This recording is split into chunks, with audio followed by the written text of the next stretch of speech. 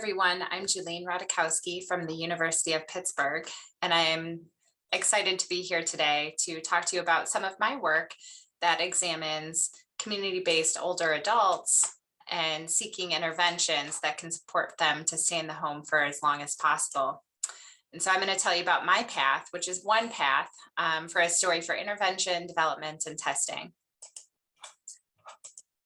I'd first like to acknowledge that I do have a variety of funding sources, and so I unfortunately only get to tell you about some of them. But the majority of my funding comes from the National Institute on Aging, as well as the National Institute of Mental Health, and recently started a project with the National Endowment for the Arts. In some of my work, I look at older adults who are at risk for having Alzheimer's disease. They don't have Alzheimer's disease yet, but they have mild cognitive impairment. Mild cognitive impairment is a stage between normal cognitive function that we all experience with aging and where there may be some disease that happens, but it's before Alzheimer's disease. With mild cognitive impairment, in the DSM-5, they describe it as neurocognitive function, where people have evidence of cognitive deficits, that first criterion and bullet point there, but they don't have these cognitive deficits due to another mental disorder or delirium. What I think is really interesting from an occupational therapy perspective is that in the DSM-5, there is a criterion there that talks about an individual's independence in daily activities, or people having or not having capacity to complete their ADLs or maybe IADLs. We know that a lot of times for the diagnostic criterion that a first place you might go is doing an examination of people's thinking and memory. And that would be done with a neuropsychological exam, like this clock drawing activity that I have here, where if you're going to ask someone who has normal cognitive aging to draw a clock with the hands at 2:30, you might get something that's very clear and readable. But as someone moves or progresses towards Alzheimer's disease, the readability and accuracy of the clock drastically changes. And so it's based on this that a neuropsychologist could make a determination about how someone scores on those different tests of thinking and memory and how that looks similar or different to those who maybe have the same age or education level. Knowing that the diagnostic criterion not only looks at this cognitive function changing, you might think, well, then does performance in daily activities change at the same rate? So is that one measure changes on what you would detect on a neuropsychological exam declines? Does that mean that also changes in daily activities decline? And actually, this is fictitious data. That's not true. That's not what the data bears out, that as one thing changes, the other changes. And here's some data to back that up. There are actually modest correlations between different domains or cognitive domains of thinking and memory, like language, executive function, memory, attention, processing speed, and visual spatial skills, and what we might classify as IADLs or ADLs, that for those more cognitively basic activities like getting up and getting dressed, that the correlation coefficient between the domains of thinking and memory and ADLs is almost zero, suggesting that there's no relationship between the two. Whereas for IADLs, it's a slightly better relationship. That's a slightly higher correlation coefficient, but it's still very modest in its relationship. So what this really tells us is that as how someone scores on a cognitive domain, that how they score on an ADL or measure of IADLs is very weakly related. And here's a hypothetical model that kind of gets at this idea that if we're going to look at variance in daily activities and how that's explained by age and memory and maybe executive function, that there's certainly an overlap between the two or between them, that there is a relationship, but it's not a perfect relationship. So not everything in ADLs can be explained by the different cognitive tests or domains that one might typically measure. And as an occupational therapy scientist, I find this very interesting that we have from our diagnostic criteria requirement to better understand the capacity for independence in daily activities.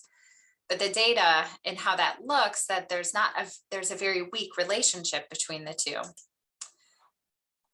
And to guide my research, one way you could think about it is using the National Institute of Health stage model to help understand how I would eventually get to intervention, development, and testing. Where the NIH stage model is a really grounding framework that I use that helps me understand the type of research that I'm doing and how that research can inform other intervention, development, and testing activities I might be interested in. So Lisa Onken and her colleagues at the National Institute of Health have really described 5 different stages of intervention, development, all the way to implementation and dissemination. And the goal of the stage model is to identify and define the activities that are involved in behavioral intervention development. So at the very beginning, stage 0 being some basic research, one of the first things that I thought to do as a scientist was to try to see if we observe performance in cognitively challenging activities of daily living, could we detect a difference between those who have mild cognitive impairment and older adults who have normal cognitive function? And in this work, what we did is we found that yes, with a standardized occupation-based performance test of activities like shopping, bill paying, checkbook balancing, and medication management, that we could detect a between group difference between those who have normal cognitive function and those who have MCI. So you can see here, just as an exemplar, that individuals who have MCI who completed the shopping task on average required about 7.5 cues to complete that task. Whereas those who had normal cognitive function and who are also older adults, that they required on average about 3 1/3 cues to complete that task. And with this, we found that 6 out of the 8 items that we looked at on the performance assessment of self-care skills, that there were between group differences that were detectable. So this suggests that items that are cognitively challenging, if we use a standardized observation-based test of those tasks, that we can detect a difference between those who have MCI and normal cognition. We took this a step further and really thought, can observation in these IADL tasks like shopping and checkbook balancing and medication management actually discriminate or determine whether someone would have MCI or normal cognition? And what this curve is showing us is that about 80% of the time that you can detect based on observation of performance, whether someone has MCI or normal cognition. This is profound if we think about the complexity that goes into getting that diagnosis of mild cognitive impairment, that you have to do those neuropsychological exams. You have to have a trained observer and reporter go to this idea of whether the performance that someone has is normal for someone of their age or if it's not normal. Performance of IADL, as an occupational therapist, we could really use this to inform diagnosis and intervention, because we know that it takes these tests of thinking and memory, a complex medical history, reports from caregivers or informants, assessment of daily activities, even if it's just a questionnaire of whether someone is independent in those tasks or not. Maybe there's brain imaging involved. And all of these different individuals come together to have a consensus conference to determine whether someone has MCI or not.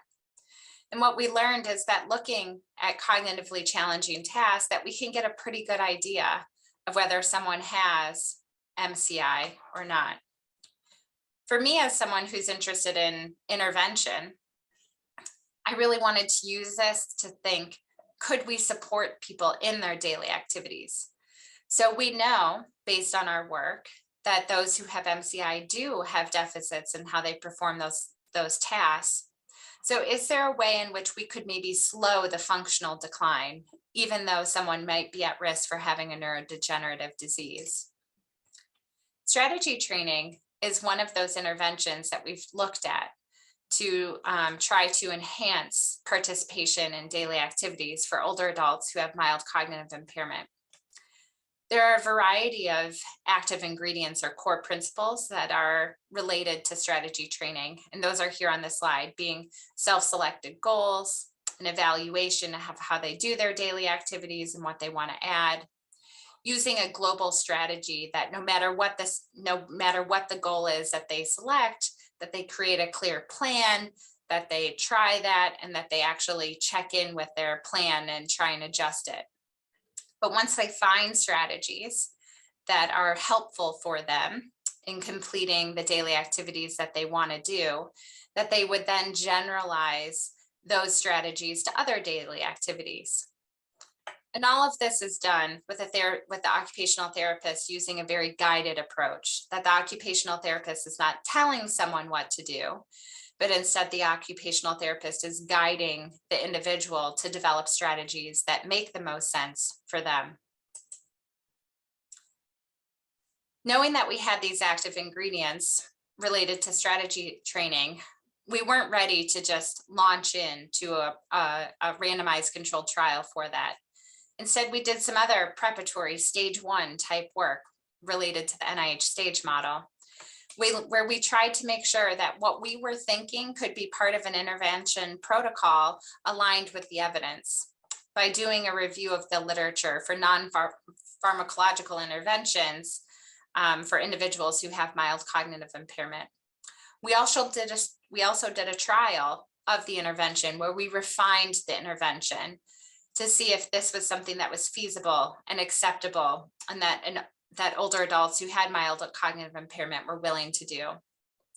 And it was from this work that I launched into my K Award, where we looked to see if strategy training was found to be feasible and acceptable, and in a trial of about 30 individuals who had mild cognitive impairment. And what this data here on this slide is showing is that the occupational therapists who were trained to deliver the protocol were able to adhere to the procedures, and that they were competent with those procedures, that about 90 to higher than 90% of the time that the therapists were doing exactly what the protocol was asking them to do. So these were things that an occupational therapist could do in an intervention session with older adults who have mild cognitive impairment. And what was really delightful in an informal way that we heard from the occupational therapists was that they did feel like the protocol made them a better therapist or helped them learn new skills that they could use with their in research as well as in their practice. And you can see here that the participants indicated that they enjoyed it, that they were highly satisfied with the intervention. And data that we had from this suggested that strategy training supported performance in daily activities, that we were able to keep with our protocol throughout the course of having the participants in it, and that our data showed that it really does support how people engage in their meaningful daily activities.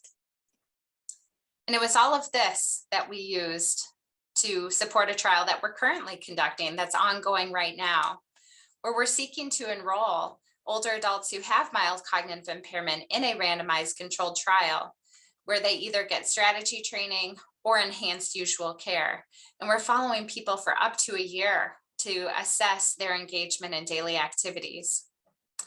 And I do have here too that we're also looking at some neurobiological markers that might help us understand treatment benefits or treatment effects, that based on the health of someone's brain with something like amyloid deposition that we can detect in the brain, that they might have differential treatment effects based on the severity of the amyloid that they have in their brain. So we also have some things that we're looking at moderators of the effect of the intervention.